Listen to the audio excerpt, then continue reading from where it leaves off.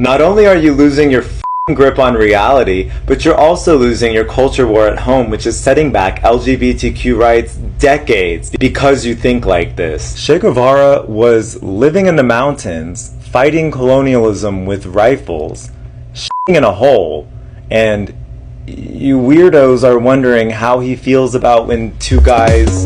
What is wrong with you? Also, YouTuber Bad Empanada did a very deep dive looking at the sources for these claims that Che Guevara was a raging homophobe. And it turns out there's only like one direct quote from him, and the rest is far-right think tanks who just made stuff up and put it out there on the internet because they want to tarnish Cuba's reputation as this progressive, pro-LGBTQ force in the Caribbean. And you're going to be really disappointed that the one Che Guevara quote that's really attributed to him was in his diary. He's like, yeah, so-and-so, you know, he's a sexual pervert because he sleeps with men, but other than that, he's alright. This episode bothered us because apart from him being a sexual pervert and a bore, we liked him. So yeah, definitely homophobic. But guess what? It's also the only homophobic thing Che Guevara ever wrote. Like, get a hobby. Stop weaponizing identity politics to beat down the developing world for your imperialist interests. Let's be glad that Cuba has been paying for gender-affirming care for trans people since 2008. Let's be glad that they voted overwhelmingly to put gay marriage into their constitution along with a whole list of progressive rights in their new family code. Let's be glad that Cuba is making such fantastic progress despite being such a tumultuous time here in the West for LGBTQ rights overall. Don't you think it's weird that you can't just be happy? These are your queer siblings in Cuba, and you want to starve them. This is what the US is doing. This is our policy. If you continue to dehumanize Cuba and tarnish their reputation and misrepresent their history, you are supporting our 6 decades long economic blockade.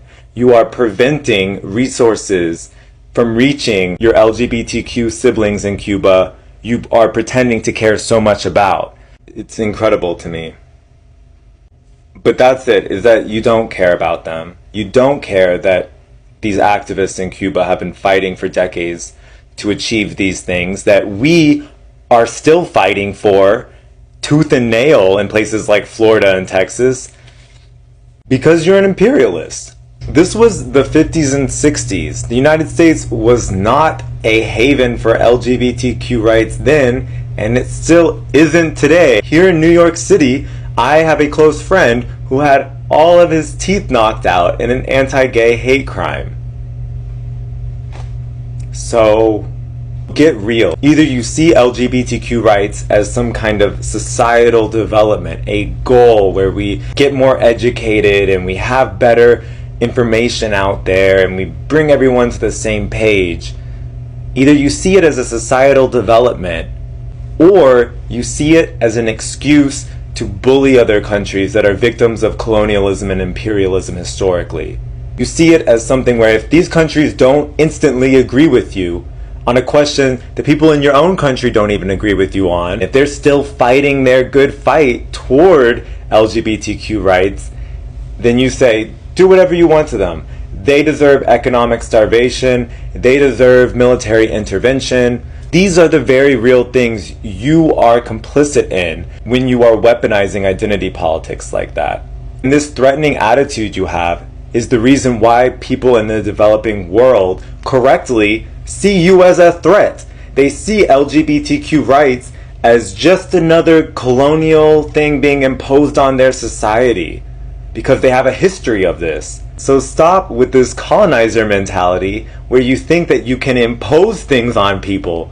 It's not how it works. They need to develop it in their own way, on their own.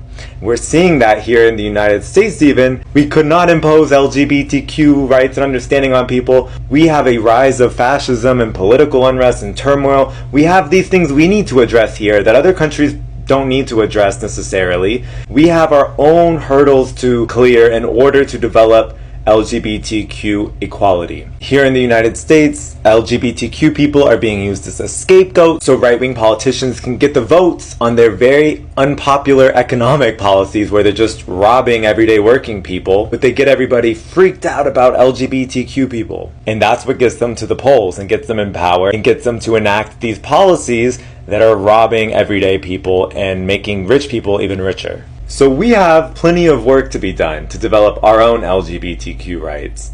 Your strange behavior where you're getting hung up on historical figures who were active in the 50s and 60s when being gay in the United States was also a nightmare. It's weird. It's really weird. You're being really weird. Please chill out. Okay? These people had real problems. You really can't address the homophobia when you're living in a colonial, murderous military dictatorship. People don't realize the United States, US citizens, banks, people like in corporations owned 60% of rural land in Cuba before the revolution. 60% was owned by Americans. Another 15% was owned by resident Spaniards. So 3/4 of their country was owned by colonizers. They were largely illiterate. I don't think it's going to be very easy to teach people tolerance, acceptance, and LGBT rights when they're being killed, tortured, and the other even worse thing, by Batista's military who had complete impunity. You know, this guy, this revolutionary guerrilla fighter was living in the mountains. They were fighting colonialism with rifles. You have to be alive in order to be pro-LGBT. How about that? Can you understand that? You have to be alive. You probably have to be literate as well. You probably can't have your entire country owned by outsiders who are plundering, exploiting, and essentially enslaving your people. These mega plantations, which were essentially giant corporations that owned so much land that they had their own school systems, their own churches, their own currencies. Sometimes you guys don't understand how exploitative and abusive this situation was for the people of Cuba, who were, by the way, largely recently freed slaves. This was a sugar colony. This was their export. They could not sustain themselves because all they had was the means to produce sugar. Who is encouraging you guys to be so confident and arrogant about identity politics? Like, identity politics, right? This is called materialism. It's a Marxist thing. Dialectical materialism. Based on the conditions where you are right now, that's what you can imagine. Based on the conditions where you are right now, that allows you to imagine better conditions, right? Like if you're illiterate, you can't imagine this beautiful green technology sustainable future. You can't do that if you're illiterate. Likewise, you can't do that if you're slaving away on a plantation 16 hours a day and you have no rights, no democracy, your family's been murdered. You guys are just playing into this thing. The developing world is seeing LGBTQ rights as a white bourgeois development. They see it as like a colonial force coming into their countries because of dumb attitudes like this. Now Fidel Castro, on the other hand, he was definitely homophobic. There were some very discriminatory policies done by the Cuban government. They had work camps for gay men because it was illegal to be gay in the military, and the military was mandatory. However, this was actually really unpopular, so they closed the camps after just 2 years. Later on, when the AIDS crisis was happening, they quarantined gay men because they weren't sure what this was. It could have been a bioweapon created by the United States, perhaps, but they saved a lot of gay men's lives, even though it was a very authoritarian strategy for curbing the transmission rates of HIV. US doctors who witnessed this program said that the sanatoria systems were actually pretty humane. That being said, Fidel Castro was one of the only leaders throughout history who actually came out and admitted that he was wrong in his discrimination of LGBTQ people. Doesn't it seem weird and against the interest of LGBTQ people that we can't just be happy when progress is made? We have to always say, well, it's not legitimate, so we should really take over their government and do it our way. Like, you're just being really weird. Stop being an imperialist.